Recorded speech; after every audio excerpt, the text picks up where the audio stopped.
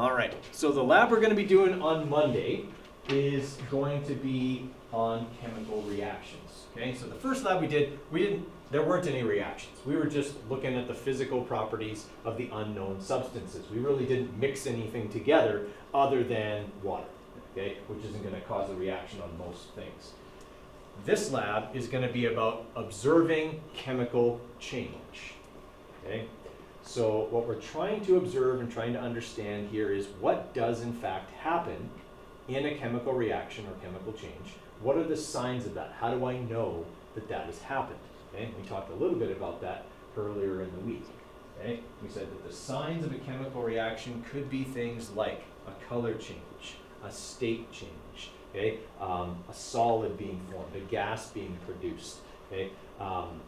Changes in odor, changes in temperature, okay? All of those things indicate that there has been a chemical change that has occurred, okay? And remember that a chemical change doesn't mean that I have new elements. It means that I have new materials still made up of those same starting elements. Okay, so if we're talking about that, we might be looking at something like this. Let's say we have, I'm trying to think of a good one here that's not in the lab. Let's just say we got a simple one like this. Okay, I got hydrogen chloride reacting with calcium hydroxide. Okay, what kind of reaction is that going to be?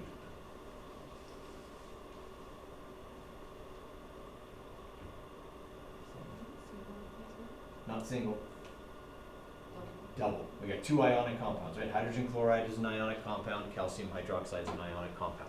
Okay, when this reaction happens, okay, as with any double replacement reaction, the metals are going to switch places, okay? And we're going to get two different ionic compounds. And this happens in any chemical reaction, okay? We got the elements changing around, okay? And so what we would end up with is water and calcium chloride. Okay? I still have the same elements that I started with. Calcium, chlorine, hydrogen, and hydroxide. Okay? That hasn't changed. What has changed is their combinations. And this goes back to Dalton's atomic theory. Okay? Dalton's atomic theory, point number 4, is what explains what happens in a chemical reaction. In a chemical reaction, atoms can be separated. They can be joined, or they can be rearranged. Okay? It's important that we remember that. When those things happen, I will see the signs of a chemical change. Okay? Because I will have produced new materials. Okay? Those new materials have different physical properties than the reactants did. Okay? In this reaction, my reactants are a strong acid and a strong base. Okay? My products are water, which is neutral, and a salt. Okay? This is in particular rock salt. Okay? It can be used in ice melt. Okay? Stuff like that. Okay? Two fairly harmless compounds, but the two things I mix together to make them are definitely not harmless. Okay, so I end up with two things that have very different physical properties, and that's why we see the signs of a chemical change.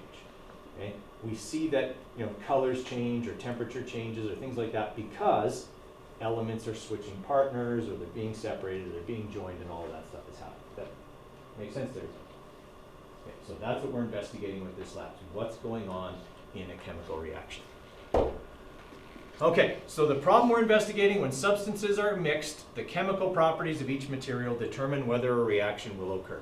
What evidence do we have that a reaction takes place when substances are mixed? Okay, what's your job with the problem? In your own words, and like Jeopardy, in the form of a question. Okay, so anything to do with the signs of a chemical reaction or something like that in the form of a question, it is good for restating the problem here. Now, for our design, okay, in the last lab, and I mentioned this yesterday, make sure that you explain each variable. Explain the manipulated variable, explain the responding, explain all three controlled variables separately.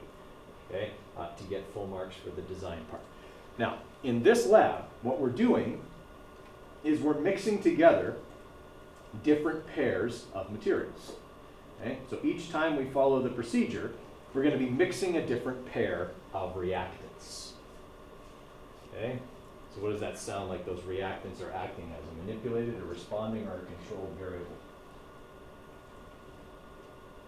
If each time I do this, I'm doing it with a different pair of materials. That would be our manipulated variable. Okay?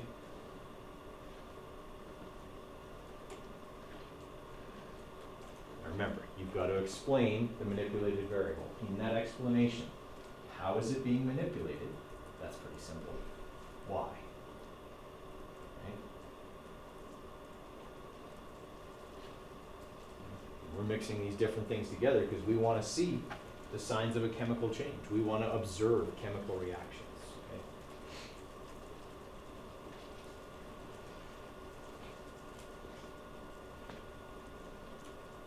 Okay, each time I mix a different material or a different pair of materials together, what's going to happen? Hopefully. Yeah, there's going to be a chemical change. What am I watching for? How will I know a chemical change has occurred? What am I trying to look for? Did we just talk about the signs of a chemical change? Right, all those things we just talked about. Okay, so what's going to respond to the different pairs of materials is just that, the signs of a chemical change. Okay, in every experiment, it's the observations you're making that are your responding variable. Okay, whatever it is you're trying to measure or observe or record is your responding variable. And in this case, okay, we're looking for fairly qualitative stuff. We're not really measuring anything here. We're just looking for the signs of a chemical change to happen.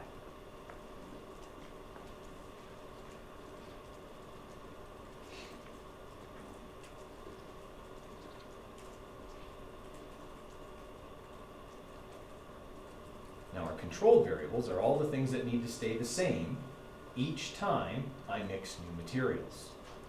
Okay? Because I am going to be comparing one pair to another, okay? But I'm also going to be just kind of observing what happens. So what are some things that might affect, whether things react or how much they react, okay, that could be controlled in the lab, that should be controlled in the lab, that might affect my ability to observe the signs of a chemical change? You need 3 of those. I would suggest that some of the ones you controlled in the last lab could also be pertinent here. Okay? The similarities there for the controlled stuff, okay, is there are some similarities between the things we want to control from the first lab and the things we want to control in this lab. Okay? Rate of reaction is affected by similar things to like solubility and stuff like that. Okay? So remember, when you explain your controlled variables, you are explaining how you're controlling it and why. In other words, how it would affect the experiment if you didn't. Okay? Now, is everything that's being controlled being actively controlled? It's not really. Okay? A lot of the environmental control variables are just that. They're just kind of staying the same, right? I mean, sure, I could try and crank up the heat in the lab during a mixing event. How effective is that going to be? Am I going to be able to change the temperature in the lab in like 2 minutes? Probably not. Okay, so it's being passively controlled, right? In other words, the temperature in the lab is going to stay the same because it's set that way. Okay? And you can use that as an explanation. Okay, that is how it's being controlled. It's passive. Okay, other things might be active. Okay, procedural things. How you do something is an active control. You made sure you did it the same way every time. Okay, and I think we talked about that in the first lab. There were procedural controls and there were conditional controls.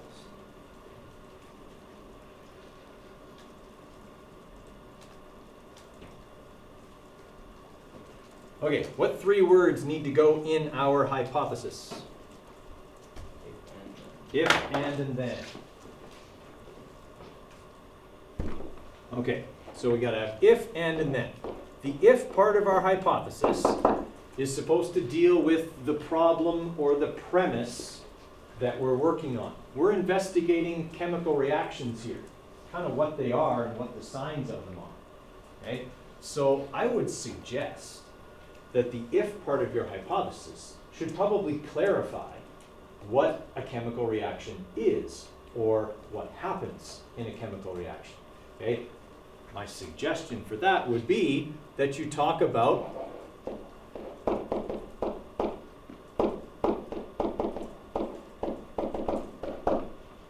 Dalton's 4th point.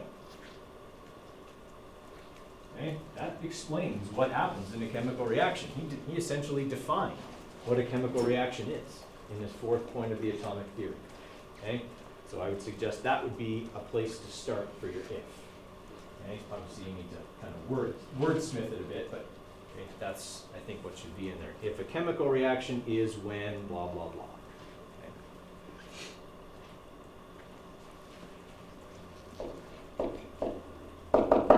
Okay. The and part of the experiment always just briefly describes what you're going to do. Okay? Briefly describing what we're going to do. Various pairs of chemical compounds are going to be mixed and observed. Pretty simple.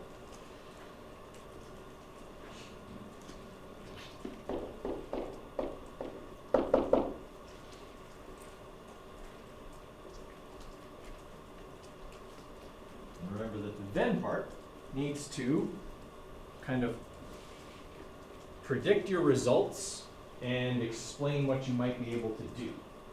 Okay? I would suggest that this one could probably do both. Okay?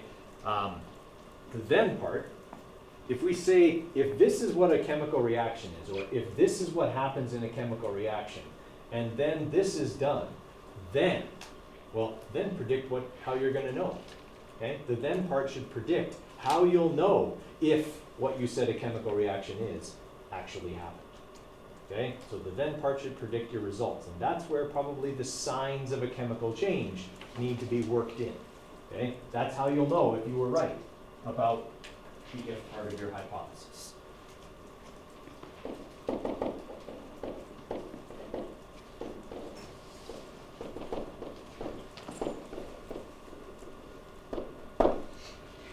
Okay, so you can see, I didn't give you nearly as much information as the first time we did a hypothesis. I'm going to be slowly weaning you off of me. Okay?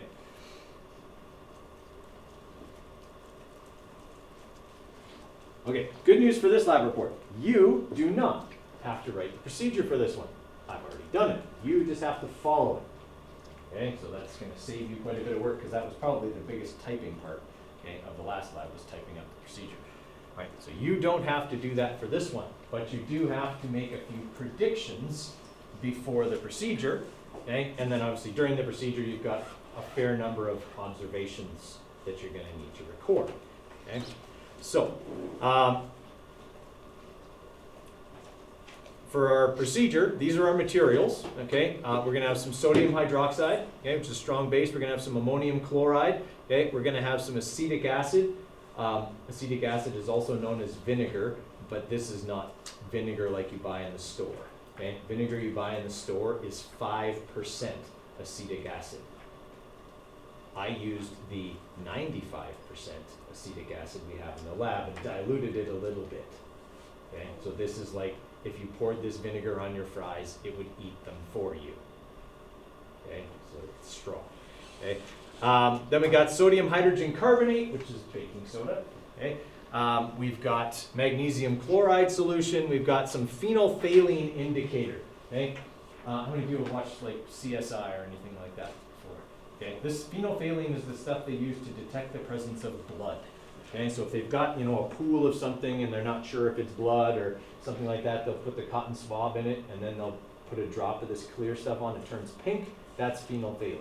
Okay? Phenolphthalein turns pink in the presence of bases, okay? Right around the pH of human blood, okay? About 7 to 8, okay? Somewhere in there it turns pink. below 6, it goes clear, right? And so we use it as an indicator to indicate pH. Okay, potassium iodide solution, lead 2 nitrate solution. Okay, we'll have those zinc, little chunks of zinc metal. Okay, and hydrochloric acid solution, also uber concentrated. Okay, poured it straight out of the glacial bottle myself. Okay, and then put a little bit of water. So it's pretty strong stuff. All right. So the procedure, like we said, you're going to obtain these samples, okay, and you're going to mix them together, okay, and you're going to observe what happens. Okay, I would suggest your observations would need to have a before and an after. Right. So if we're looking at what you guys are working off of right now, okay, that Google Doc.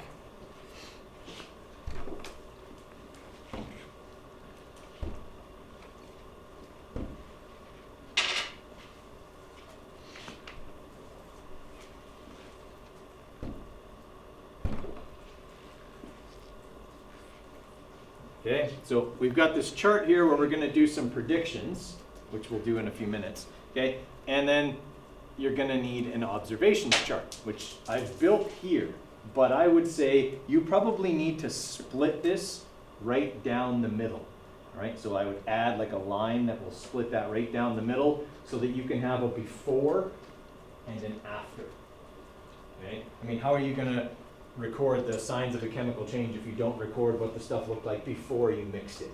Okay, so have a before and an after. Okay, and it can be as simple as, you know, both solutions were very clear, and you know, whatever, and then your after can be there was vigorous bubbling, and now there's a white solid at the bottom of the mixture, whatever. Okay, record your observations there. Okay, all right. Everybody okay with that? Okay, so that would be kind of the end, other than the predictions that we're going to do here in a minute. Okay, that would be the end of your pre-lab stuff. We can't go any further than that until you actually have observations. So splitting this thing down the middle into before and after, okay, is kind of the last thing before we do the lab on Monday.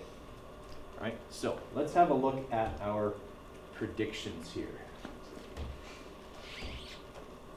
Okay, so the setup in the lab will look something like this. Okay, you'll have the unknown compounds. Most of them will be in Erlenmeyer flasks.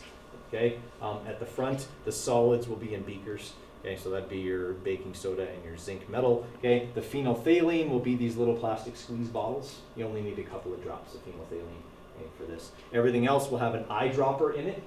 Okay, fill the eyedropper completely and squeeze the whole thing out into your watch glass. You're going to get a watch glass, sorry, to do this in.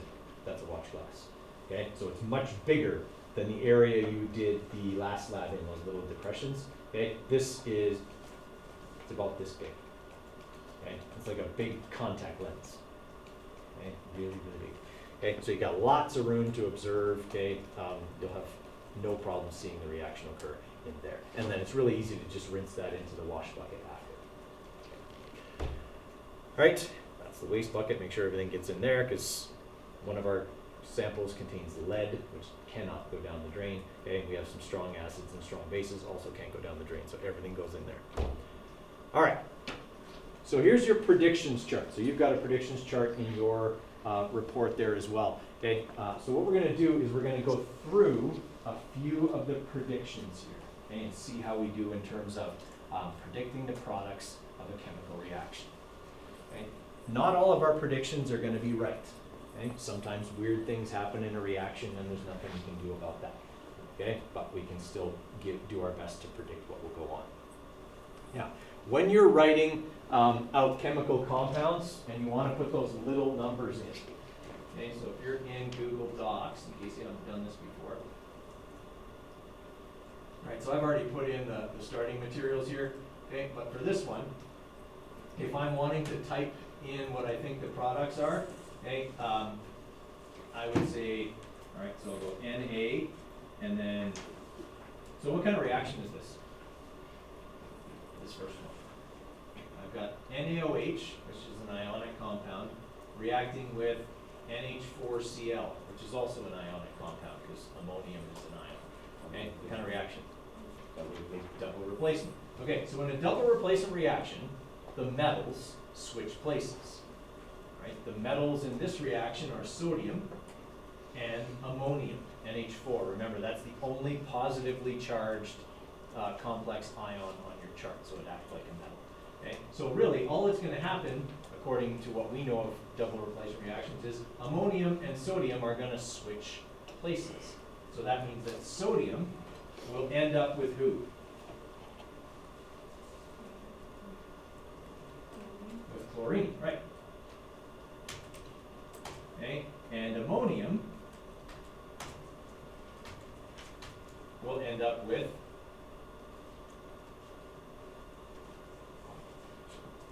who was sodium with before? Hydroxide. Okay, so now how do I put in the little 4? Okay, so what you do to put in the little 4 is you go to Format, Text, and you go down to Subscript. There's the shortcut for that is Control, comma. Okay, so if you want to shortcut it, go Control, comma, and it'll do that for you, or you can just go into this thing each time, which takes a lot longer. But, okay, so if I just go Control, comma, you can see my cursor got smaller. Okay, I put in the 4, and then I go Control, comma again, and I go back to regular size, and I put in OH. Okay, so now I've predicted the products of that chemical reaction. Okay, and all I needed to do in order to predict those products was know what happens in a double replacement reaction. Okay? In a double replacement reaction, the 2 ionic compounds react and form 2 different ionic compounds. Easiest way to do that is just to switch the metals over. Okay. All right, now, does that mean that exactly what I predicted will happen? No. Okay? It doesn't mean that exactly what I predicted will happen, because if that is all that happens, I might not even notice. Okay? Because there's really nothing here that's going to, like I'm going to start out with a clear solution and a clear solution, and I'll probably end up with a clear mixture after that. Okay, because both of these are highly soluble in water. I mean, this is table salt, which dissolves easily, okay, and anything that's with ammonium dissolves. So, okay, we got probably, it'll look like nothing happened. Maybe get warmer or cooler or something like that, but there wouldn't be a lot to observe. So I would say that that's probably not what's going to happen, but that's okay. It's just a prediction. Okay. All right. Looking at the second one here, I'm just going to do this bigger. Okay. Looking at the second one, we've got acetic acid, which is an ionic compound. I know it doesn't look that way, okay, but it's actually written the way you write organic ionic compounds, right? So this stuff is actually hydrogen acetate. If I was writing it like an ionic compound, it would be H plus with CH3COO minus. Okay? Acetic acid is a weak acid. Okay? It's not a strong acid. That's why it's written this way. Okay? So that's what we have. So hydrogen is actually acting as the metal, and acetate is acting as the non-metal. Okay? And that's reacting with sodium hydrogen carbonate, where this is the metal and this is the non-metal. Okay? So I have 2 ionic compounds reacting. What kind of reaction is that? Double replacement reaction. Okay? And in our last double replacement reaction, we just switched the metals. So that means then that Na should switch places with hydrogen. Okay? So that's going to mean I'm going to have hydrogen, okay, with hydrogen carbonate. So it would actually look like this, H2CO3, okay, or HHCO3, and this, sodium acetate. Okay, so all I did was switch the partners. Okay, I took who hydrogen was with and I put them with sodium. I took who sodium was with and I put them with hydrogen. All I did was switch the partners.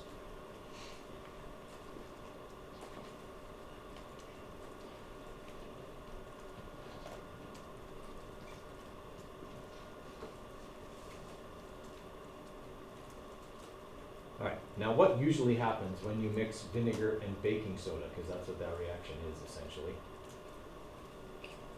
Yeah, it bubbles and fizzes and does all kinds of stuff. If something bubbles and fizzes, what's being produced? a gas.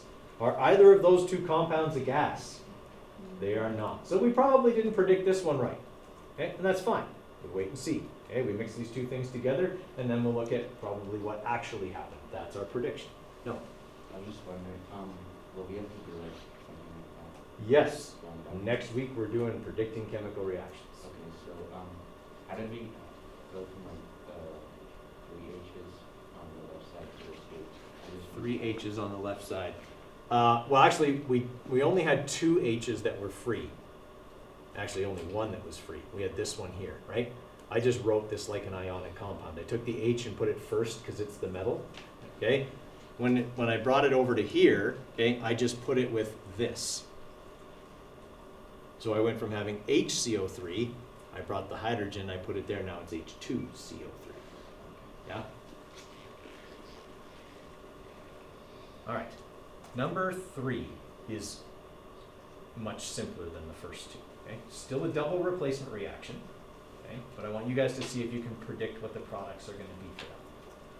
Okay, follow the same pattern we just did. In a double replacement reaction, 2 ionic compounds react to form 2 new ionic compounds. See if you can figure out who the pairs are on the other side. Okay, I'll give you a minute on that one.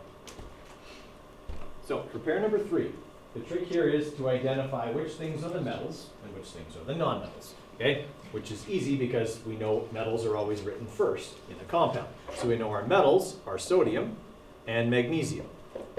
Okay, which is a 2+. And then our non-metals are hydroxide and chlorine. Okay, so all that's going to happen here are these two are going to switch places.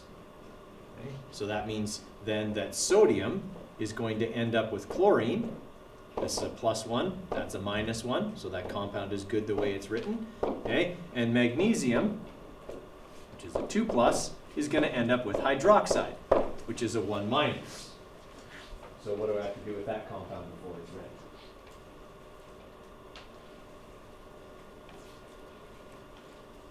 Okay, I've got a metal with a polyatomic ion, and when I drop and swap, what do I have to do?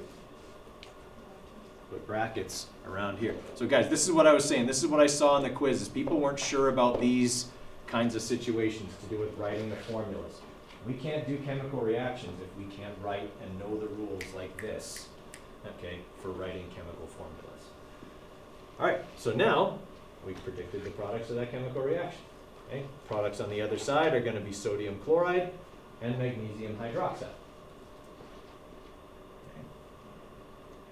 All right, pair 4 and 5 you don't have to predict. They're complex reactions that involve an indicator. We don't even touch that stuff in Science 10. We're just going to use them to observe. Okay. But we will have pair 6 and 7, okay, that you guys will be able to predict. Now, pair number 6, it's another double replacement reaction. Okay, pair number 7 isn't. What kind of reaction is pair number 7? I have an element reacting with a compound. Single replacement. Okay, remember that in a single replacement reaction, the element replaces the part of the ionic compound that it's like. Is zinc a metal or a non-metal? It's a metal. Yeah. What part of this compound is the metal? Hydrogen or chlorine? Hydrogen. Okay. All right.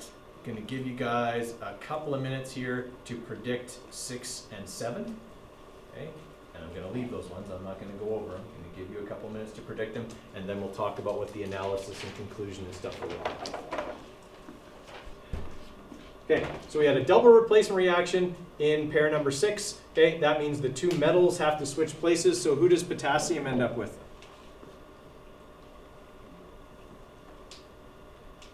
Okay, potassium's with iodine right now. Who does it end up with from this pair?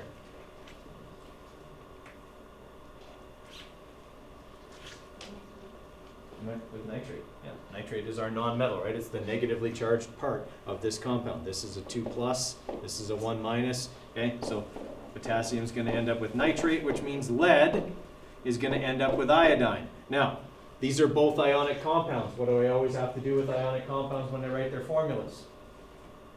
Drop and swap. Okay, so I've got +1 and -1. So that's good. I don't have to do anything with that compound.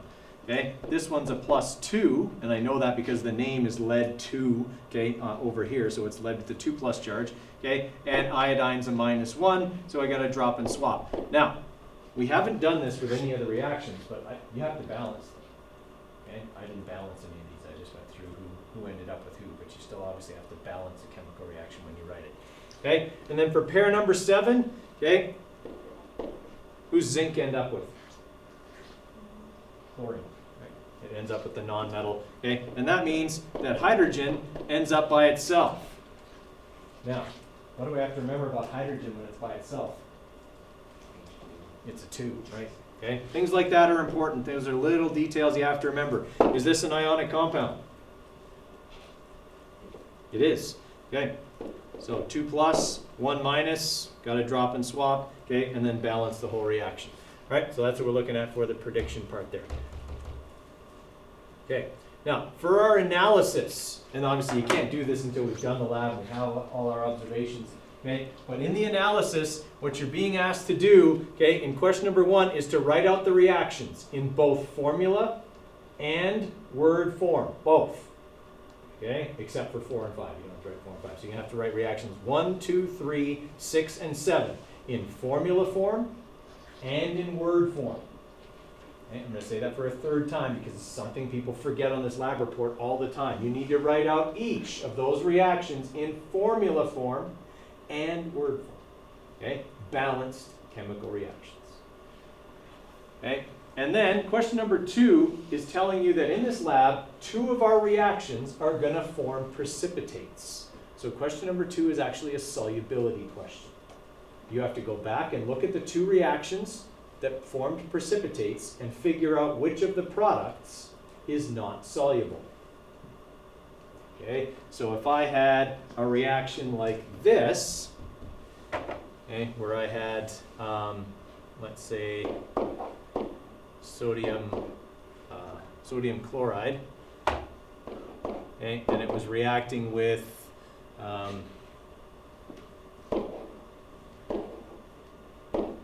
say this stuff, okay, I'd have a double replacement reaction that would form sodium nitrate and lead chloride. And then I would have to look at my solubility chart and go, okay, which of these is soluble? The one that's soluble is not the precipitate. Okay, so I'd be looking at my solubility chart, look up nitrate, see if it's soluble with sodium, look up chlorine, see if it's soluble with lead, and figure out which of those is my precipitate. Everybody follow there?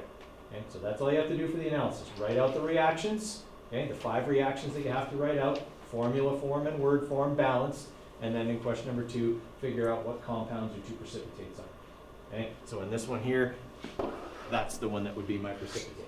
Okay, that's not soluble in water.